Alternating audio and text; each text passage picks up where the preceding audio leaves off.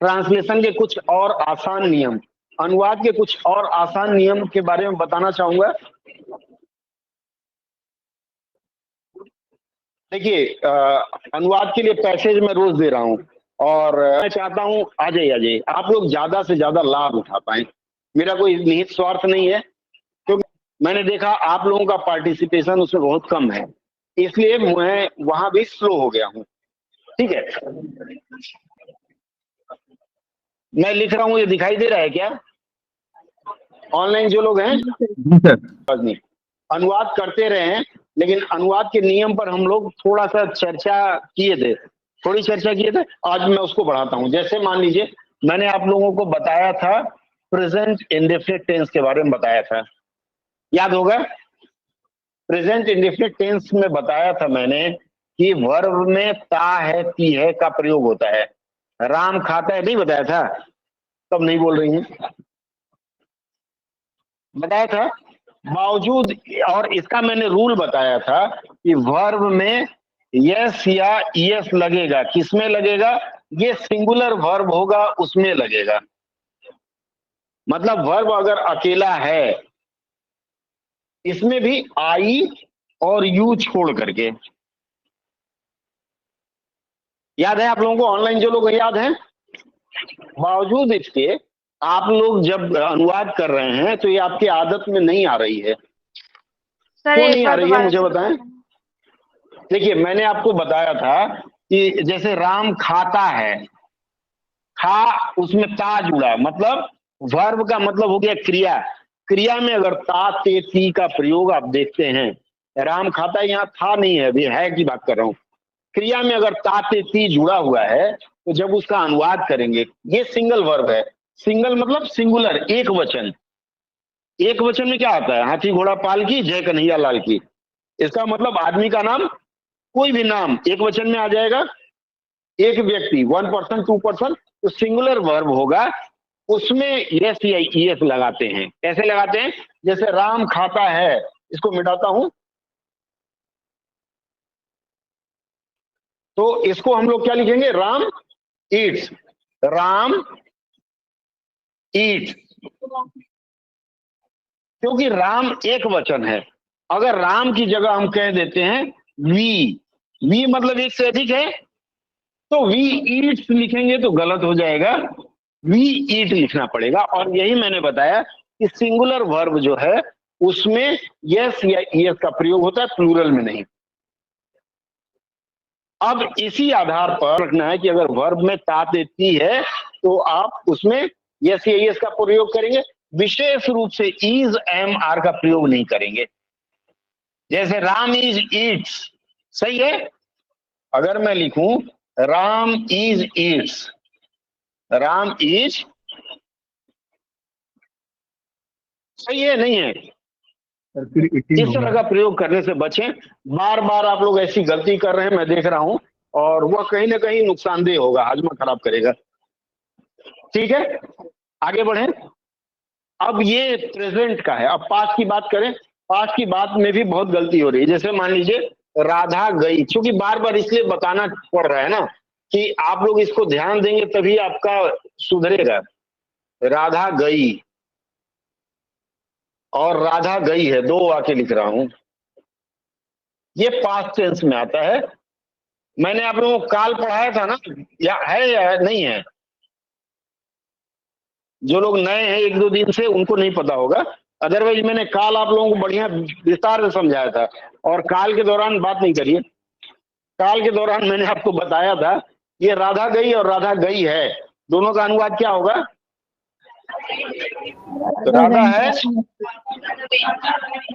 Went, Radha has gone, दोनों के लिए राधा हैज गॉन, दोनों के लिए। ऑनलाइन जो लोग हैं बताएं। तो ऊपर के लिए राधा वेंट, ऊपर के लिए राधा वेंट, राधा वेंट, ठीक है। ऊपर के लिए राधा वेंट, हैज गॉन नहीं लगेगा क्योंकि ये पास्ट इंडेफिनिट में आता है, ठीक है। और नीचे वाला जब है लग गया तो यहाँ हैज गॉन का प्रयोग होगा। अब क्या कर रहे हैं हम लोग जब अनुवाद कर रहे हैं, क्योंकि मैं अनुवाद से ही संबंधित आज की बात करूंगा, जब हम अनुवाद करने जा रहे हैं तो राधा गई, मान लीजिए मैंने चली गई लिख दिया, राधा चली गई, तो अमूमन हम लोग ये राधा हैज गॉन का प्रयोग करते हैं। अब आप स्वयं सोचिए, इस तरह का प्रयोग करेंगे तो सही प्रयोग हो रहा है, गलत हो रहा है? आपको सिर्फ इन बारीकियों पे ध्यान देना है। आपका अनुवाद बहुत बेहतर हो रहा है, बहुत अच्छा हो रहा है, लेकिन आप लोगों की गाड़ी यहां आके फंस रही है। पास्ट इंडेफिनिट और प्रेजेंट परफेक्ट टेंस है ये। हिंदी में कौन सा काल है ये? राधा चली गई है, राधा चली गई और चली गई है, दोनों भूतकाल में है। इसमें आसन्न भूत कौन सा है? नीचे वाला, आसन्न की अभी निकली है। तो आसन्न भूत जो है उसका अनुवाद हैज गॉन, हैज लगा के हैज या हैव लगेगा, और यही अगर आपका था थे थी में है तो हैज की जगह हैड का प्रयोग हो जाएगा। ठीक है? हाँ, दो बार गो नहीं लगेगा ना, राधा गोवेंट लगेंगे। जैसे बोलते हैं गया गया गया, जैसे एक है गया गया गया, तो हम इसको क्या लिखेंगे? वेंट वेंट वेंट, गया वेंट गॉन,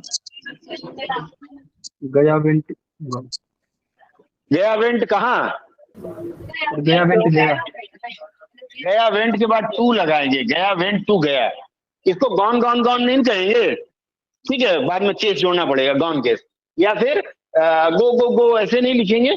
तो इस चीज का भी आप लोग विशेष रूप से ध्यान रखेंगे कि अगर आपके पास जो ये बोला गया है वाक्य उसमें है लगा हुआ है, तभी आप उसमें इज एम आर का प्रयोग करेंगे। ठीक है? एक और वाक्य लेते हैं, राधा आएगी।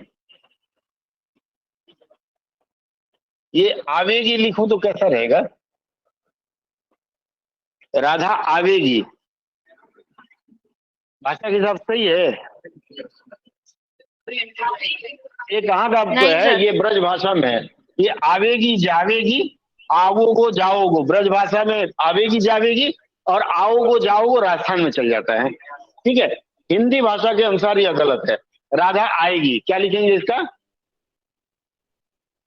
अब यहाँ शैल या विल का प्रयोग होता है। हालांकि आजकल मैंने देखा है कि लोग ये जो विल है, विल का प्रयोग आई के साथ भी करते हैं, यू के साथ भी करते हैं।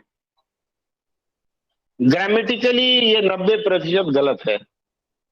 जैसे मैं जाऊंगा, क्या लिखते हैं?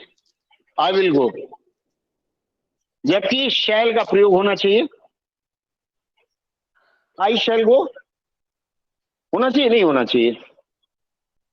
लेकिन हम लोग शैल को भूलते जा रहे हैं, और मुझे लगता है एक समय ऐसा आएगा कि हिंदी ग्रामर में बदल के ये शैल वाला शब्द हटा देना पड़ेगा। चलिए एक और वाक्य देते हैं। सर दोनों में क्या अंतर है सर? देखिए, शैल जो है, शैल आई की बपौती है। जैसे बोलते हैं ना, ये लाल टी शर्ट मेरी है, वो फिल्म में बोले थे मेरे पास क्या है? माँ है। तो वैसे ही आई के पास क्या है? शैल है। शैल का प्रयोग होना चाहिए, लेकिन हम लोग धीरे धीरे आई के साथ शैल ना करके विल लाते जा रहे हैं। हो सकता है जनता का ओपिनियन हो तो आगे चल के हट जाएगा।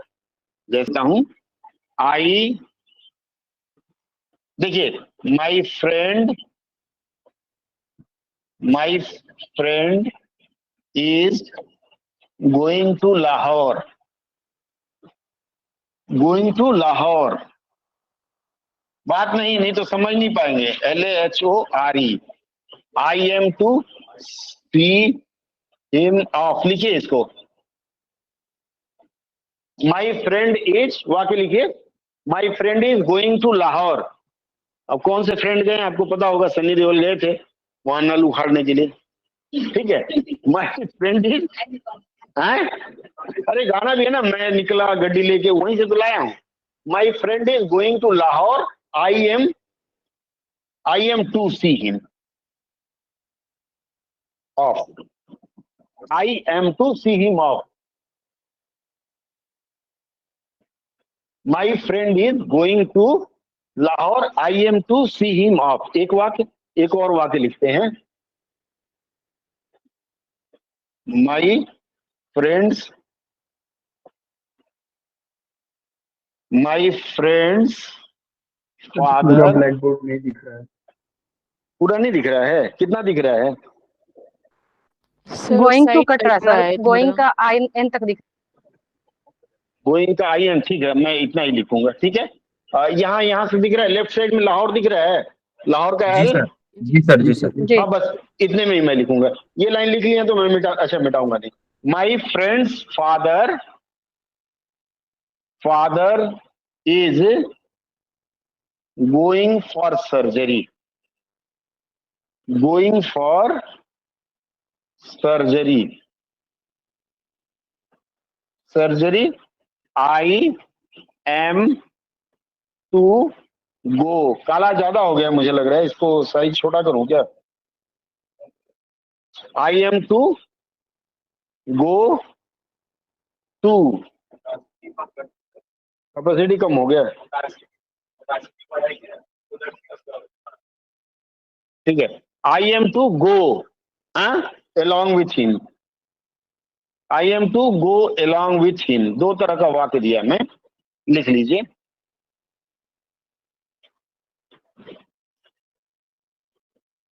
माई friend is going to Lahore, I am to see him.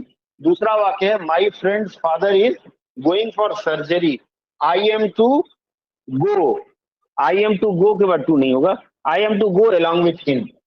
अब इन दोनों वाक्यों का आप अनुवाद करें, करिए, हिंदी करिए, अरे उसमें करिए। हाँ, वेरी गुड, कर दिया आप लोगों ने। बोलिए क्या होगा मिस्टर राव, क्या होगा पहले वाक्य का अनुवाद?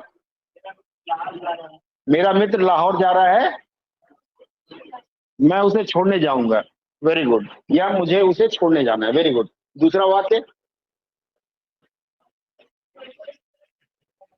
माई friend father is going for surgery,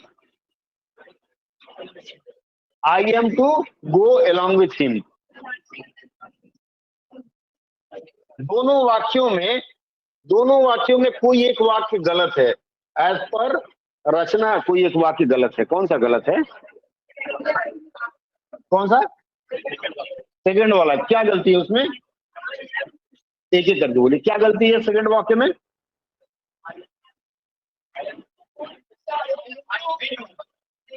I will होगा, वेरी गुड, आई विल होगा। क्यों भाई? आई शैल क्यों होगा? शैल और विल क्यों होगा? ऑनलाइन जो लोग हैं वो भी जरा गौर फरमाएं।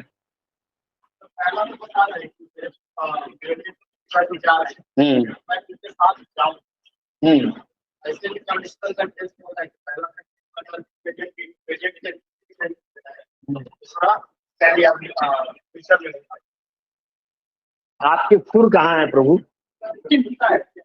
देखिए अभी अभी अजय जी ने इसके लिए एक अच्छा उदाहरण दिया और वो उदाहरण मैं तो समझ नहीं पाया।